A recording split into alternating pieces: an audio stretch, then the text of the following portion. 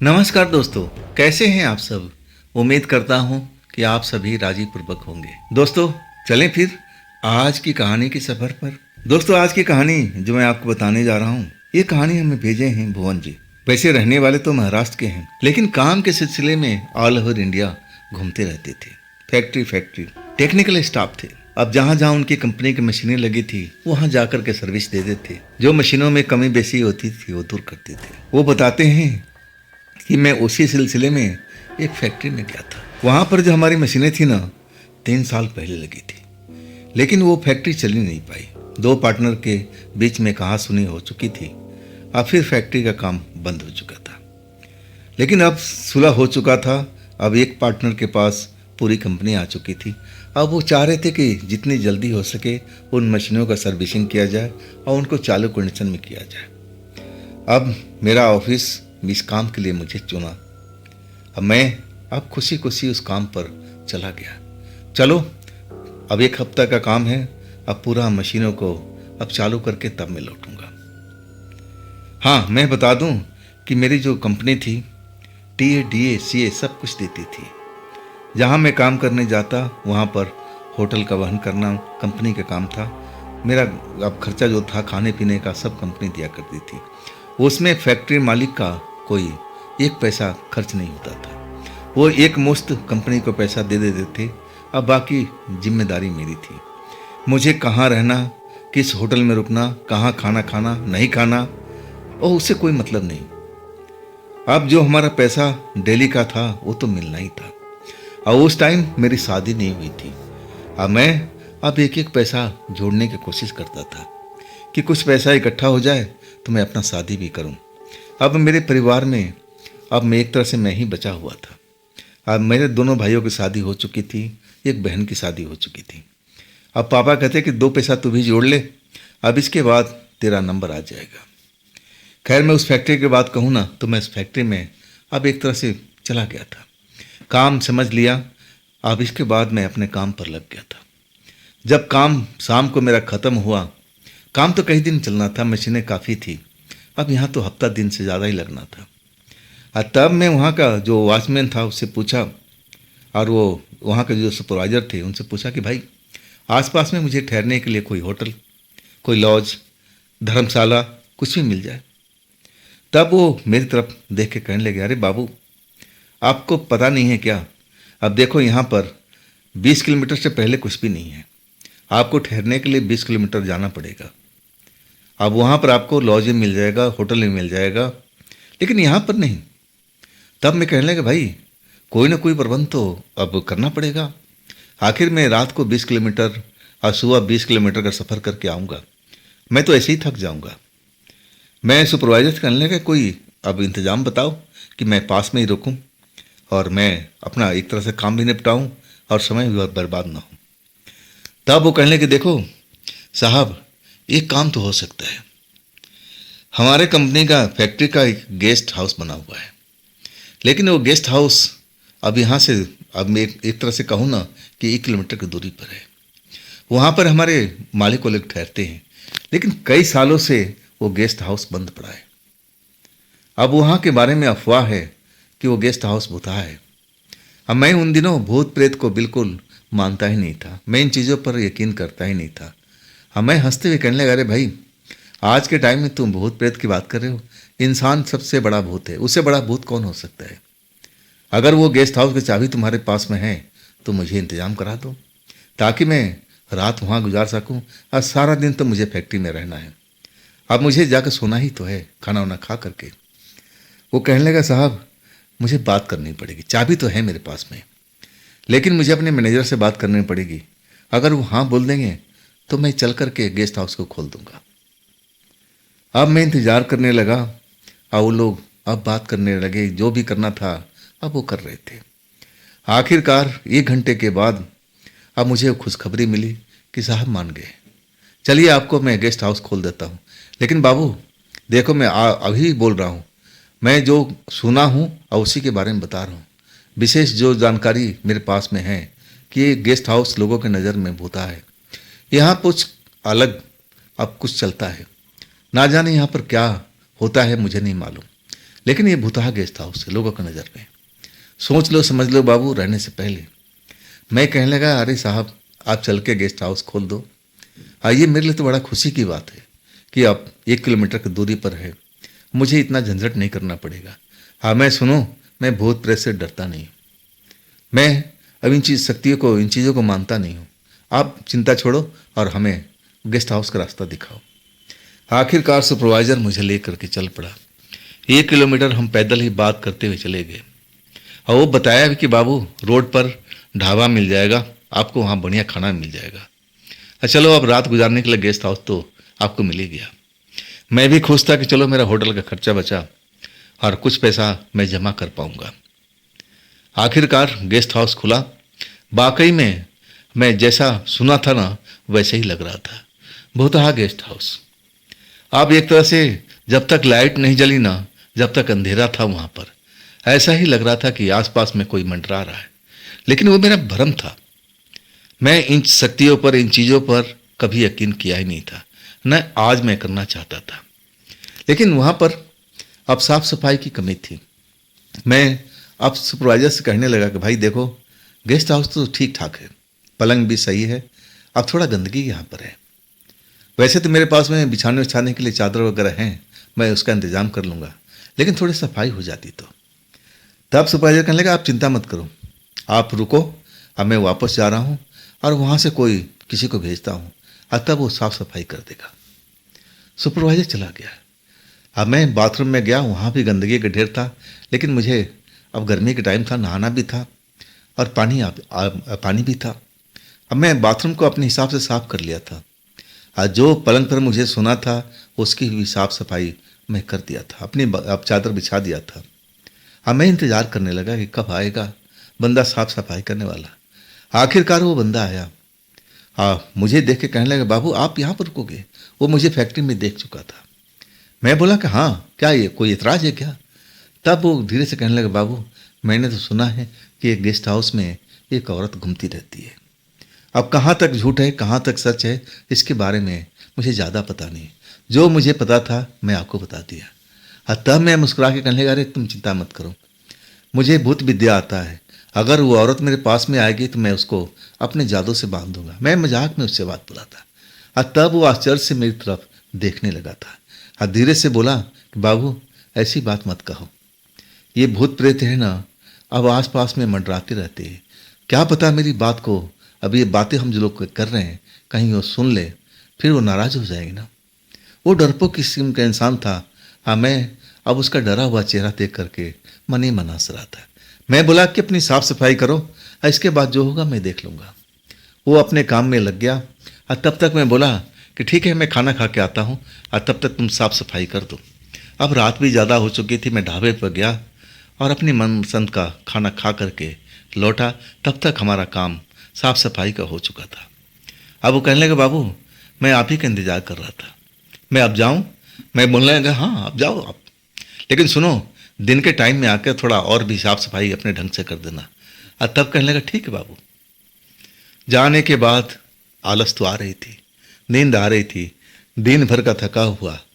अब मैं जब उस बेड पर गिरा ना तो मुझे कब नींद आ गई मुझे पता ही नहीं चला। और जब मैं नींद में गया ना तो मैं क्या स्वप्न देख रहा हूँ कि मैं अपने गांव पहुँच गया हूँ। मैं अपने गांव के घर में हूँ। वहाँ पर सब मेरे परिवार के लोग दिखाई दे रहे हैं और उनमें कुछ नए लोग भी दिखाई दे रहे हैं। जब मैं नए लोग के देखता हूँ कि मेरे पापा उनसे बातचीत कर रहे हैं और तब मैं अपने पापा के पास पहुँचता कि पापा ये नए लोग कौन हैं, क्या बातें कर रहे हो आप? और तब मेरे पापा हंसते हुए कहने लगे, बेटा तेरी शादी का रिश्ता लेके आए हैं और मैं अब इनसे तेरी शादी का रिश्ता तय कर रहा हूँ। मैं कहने लगा, पापा क्या आप इनको जानते हो? तब पापा कहने लगे कि नहीं, मैं नहीं जानता, ये हमारे लिए अनजान है, लेकिन इनकी जो लड़की है ना बहुत ही सुंदर है, देखो लड़की भी लेके आए। अब ऐसा कैसे होता है भाई, कोई रिश्ता करने जाता है और साथ में अपनी लड़की लेके नहीं जाता है। मुझे ये सब पता था। अब मुझे लग रहा कि मैं सपना देख रहा हूँ, मैं सपने के अंदर में हूँ, लेकिन मुझे एक ख्याल हो रहा कि अरे मैं कोई भयानक सपना तो नहीं देख रहा हूँ, ऐसा तो नहीं होता है, ये जरूर सपने में सब कुछ देख रहा हूँ, गड़बड़ हो रहा है। तब मैं उस लड़की को देखा जो अपने पिता के साथ एक कुर्सी पर बैठी हुई थी और वो मुझे मुस्कुरा के मेरी तरफ देख रही थी। उसकी मुस्कुराहट में मैं एक तरह से फिदा हो चुका था। खूबसूरत लड़की थी और वो मुझे इशारे से बुलाने लगी। मैं अब उसके पास पहुंच करके अब उसकी कुर्सी के पास खड़ा हो गया और तब वो कहने लगी, अरे बैठो ना, अब तो तुम्हारी शादी हो रही है और तुम्हें घबराने की क्या जरूरत नहीं है। बैठो मेरे पास में, किसी से डरने की जरूरत नहीं है। अब हम मियाँ बीवी होने वाले हैं। आओ हम तुम मिलकर बैठे बात करें, प्रेम की बातें करें। और ज़बरदस्ती मुझे एक खाली कुर्सी पर बिठा करके अब मुझसे सवाल पर सवाल, क्या तुम्हें पसंद है, क्या खाते हो। मैं कहने लगा हमें अब वेज खाना पसंद है। और तब वो बुरा मुंह बनाते हुए कहने लगी कि नहीं, वेज मुझे पसंद नहीं है, मुझे तो नॉन वेज अच्छा लगता है। क्या तुम्हें अच्छा नहीं लगता? मैं कहने लगा नहीं, हमारे घर में बनता ही नहीं है। हाँ, कभी कभी मैं होटल वगैरह में खा लेता हूँ अंडा वगैरह, उससे ज़्यादा नहीं। तब उसके चेहरे पर मुस्कुराहट आ गई। कहने लगी कि चलो इन लोगों को बैठे रहने दो। अब मैं देख रहा हूँ कि वहाँ पर हर पर जो जोग्राफी है ना बदल रही है। मैं देख रहा हूँ कि वहाँ पर ना तो मेरे पिता दिखाई पड़ रहे हैं, ना वो लड़की का पिता, ना आसपास में जो लोग मुझे पहले नज़र आ रहे थे अब कहाँ गए मुझे पता ही नहीं चल रहा है। मैं एक अलग भूल भुलैया में पहुँच चुका हूँ। कुर्सी वही है लेकिन जगह बदल चुकी है। जब जगह बदल गई ना तो मैं अपने आप को उसी गेस्ट रूम में देख रहा हूँ, गेस्ट हाउस में। गेस्ट हाउस का वही पलंग जिस पर मैं सोया हुआ था और वहाँ पर दो कुर्सी वैसी ही लगी हुई थी और दोनों कुर्सियों पर हम बैठे हुए एकांत है। और वो लड़की एकांत का फ़ायदा उठाना चाहती है और कह रही कि देखो ना, अब यहाँ तो अब बिल्कुल एकांत हो चुका है, कोई नहीं देख रहा है, तो क्या हम प्रेम का शुरुआत करें। मैं कहने लगा, अरे अभी सब यहाँ पर थे, वो लोग कहाँ गए, हम कहाँ पर आ गए। लड़की मुस्कुरा के कहने लगी, अरे टेंशन क्यों करते हो, लड़की मैं हूँ, मुझे डरना चाहिए, घबराना चाहिए। तुम तो लड़का हो, तुम इतना क्यों डर रहे हो, अरे वो कहीं गए होंगे। अब मैं कहूँ ना कि उसकी बात सुन करके मैं बहुत डर चुका था।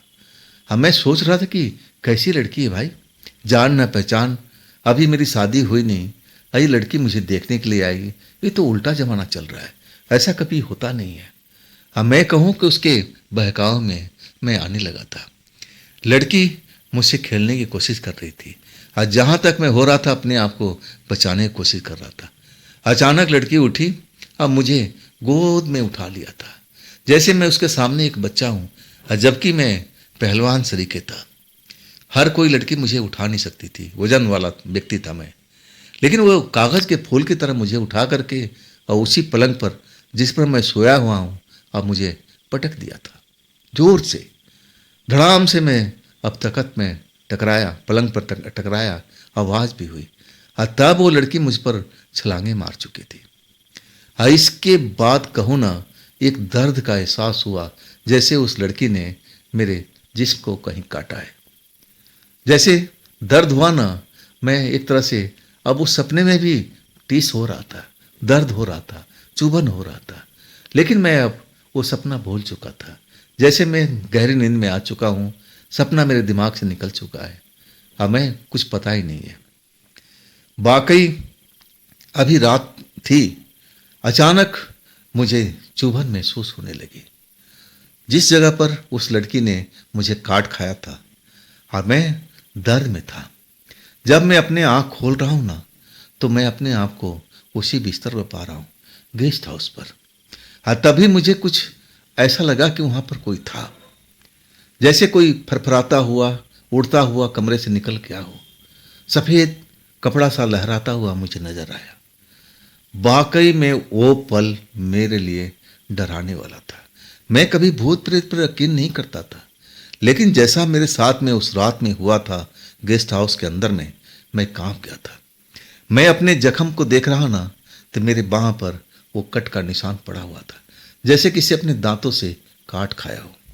और एक चुभन दर्द जो मुझे अब गवाही दे रहा था कि हाँ, तेरे साथ में जो सपने में हुआ था ना वो बिल्कुल रियल टाइम में हुआ था, वो कोई सपना नहीं था। वो लड़की तेरे पलंग पर आई थी, अपनी हवस को अब मिटा के गई है और जाते जाते तुझे दर्द दे के गई है। वाकई में वो पल डराने वाला था।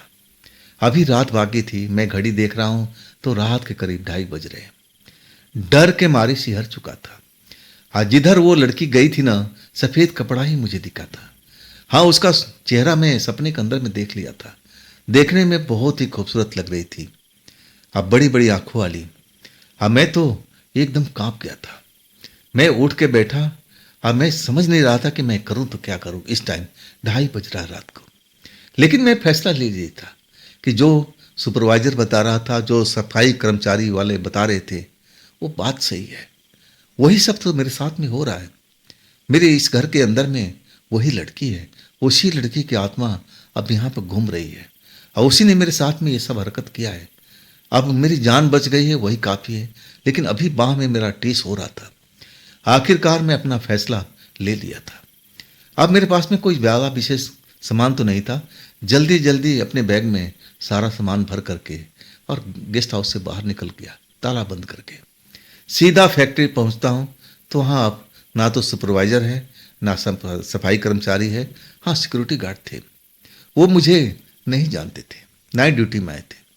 मुझे अनजाना चेहरा देख करके वो एकदम हैरान हो गए। कहने लगे, बाबू बताइए इस वक्त में आप। और तब मैं पूरी कहानी सुनाने लगा कि भाई, आपका सुपरवाइजर मुझे बिल्कुल अब एक तरह से मना किया था, लेकिन मैं ही मूर्ख था कि उस गेस्ट हाउस में चला गया। वाकई मेरे साथ में ऐसा हादसा हुआ। अब जो नाइट गार्ड वाले थे ना, वो भी मुझे समझाने लगे कि बाबू, जब सुपरवाइजर साहब आपको मना कर रहे थे तो आपको समझना चाहिए ना। वाकई में हम लोग भी उस घटना के बारे में जानते हैं। जब वहाँ पर गेस्ट हाउस के अंदर में किसी औरत के होने के एहसास होता है, वो औरत कभी चीखती है, कभी रोती है। अब मैं ही नहीं, जो उस रात में उस रास्ते से गुजरते हैं गेस्ट हाउस के से, अब किसी किसी राहगीर को भी वो आवाज़ सुनाई पड़ती है। अब मैं तो बाबू इसके बारे में अब यही जानता हूँ। वाकई वो रात मेरे लिए डरावनी थी। लेकिन वो नाइट गार्ड वाले ने थे ना, वो उन्होंने हमारी मदद किया था। हाँ, कहने लगे, बाबू आप घबराइए मत। अब देखिए, हमारे पास में फर्स्ट एड है और हम इस टाइम आपका मरहम पट्टी कर देते हैं। लेकिन सुबह आप डॉक्टर के पास जरूर जाइएगा, जरूर दिखाइएगा इस चीज़ को, आप भूलिएगा मत। इसके बाद हमें कुर्सी दी गई और कुर्सी पर ही पूरी रात काटा था। सुबह होते ही मैं कहूँ ना कि मैं बेचैन हो गया था। दर्द जो था ना, अभी बढ़ रहा था। अब मुझे लगने लगा कि मुझे अब हॉस्पिटल में जाना चाहिए। आखिरकार मैं एक नर्सिंग होम में पहुंचा। 20 किलोमीटर में दूर, जहाँ पर अब गेस्ट हाउस के लोग, जो होटल था जहाँ हमें रुकने के लिए सलाह दे रहे थे, उसी जगह पर मैंने होटल भी वहीं पर लिया। अब मैं कंजूसी नहीं कर रहा था, पैसा नहीं बचा रहा था। जान है तो जहान है, बाकी बाद में देखेंगे। नर्सिंग होम में गया, पूछने लगी कि ये निशान कैसा, कट का निशान कैसा है, क्या हुआ था, क्या कहीं पर चोट लगा था। अब मैं क्या बताऊं? अगर मैं वो बात बताता तो शायद डॉक्टर विश्वास भी नहीं करते। तब मैंने कहा कि हाँ, अब चोट कैसी लगी मुझे नहीं पता, मैं सो रहा था। हो सकता है कि मेरा हाथ किसी चीज़ पर पड़ गया हो। डॉक्टर अब एक तरह से मरहम पट्टी अपने हिसाब से कर दिए थे, टिटनेस का इंजेक्शन लगा दिए थे। कहने लगे कि 1-2 बार और आइएगा मरहम पट्टी करने के लिए, लेकिन ये घाव जल्दी सूख जाएगा। हम एंटीबायोटिक दवाई भी दे रहे हैं और इसको आप खाइएगा। वाकई में अपने होटल में आकर के मैं अपने आप को सुरक्षित महसूस कर रहा था। इसके बाद मैं रोज़ काम पर जाता था।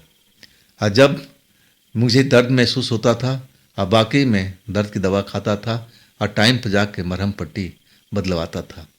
जब सुपरवाइजर से मेरी मुलाकात हुई ना, तो मैं सब कहानी बताया। तब सुपरवाइजर कहने लगे, बाबू मैं तो आपको सब कुछ सच बता रहा था, लेकिन आप मान नहीं रहे थे ना, आप इन शक्तियों को मानते नहीं थे, भूत प्रेत का यकीन नहीं करते थे।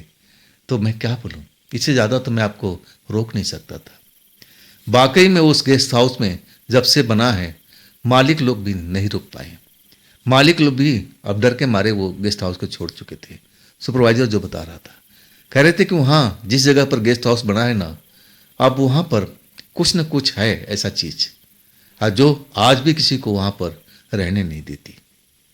अब मैं उस लड़की का चेहरा सपने के अंदर में देखा था। इतनी सुंदर लड़की कोई आत्मा बन गई थी। जरूर उसके साथ में कुछ खेल हुआ होगा। तभी वो उस गेस्ट हाउस को अपना घर बना लिया। और जो भी अब आसपास जाता, अब उसकी रोने की, सिसकने की, चिल्लाने की आवाज़ सुनाई देती होगी। शायद वो आकर्षित करती होगी कि मैं यहाँ पर हूँ, मेरी मदद करो, मेरी मदद करो। और उस रात तो मैं उसका शिकारी बन चुका था। तो दोस्तों, ये थी आज की कहानी भुवन की। ये कहानी, घटना आपको कैसी लगी कमेंट में ज़रूर बताइएगा। और दोस्तों, ये भी चैनल आप ही का है, तो इसको भी अपना प्यार दीजिए, लाइक कीजिए, सब्सक्राइब कीजिए। और हाँ, आपके पास में यदि कोई स्टोरी है, कोई घटना है जो आप मुझे भेजना चाहते हैं, तो आप मुझे इंस्टाग्राम पर या मेरी व्हाट्सएप नंबर पर अपनी घटना को, अपनी कहानी को आप मुझे भेज सकते हैं। और दोस्तों, फिर कल की रात हम मिलते हैं इसी चैनल पर, इसी टाइम पर। आप लोग अपना ख्याल रखिएगा। नमस्कार।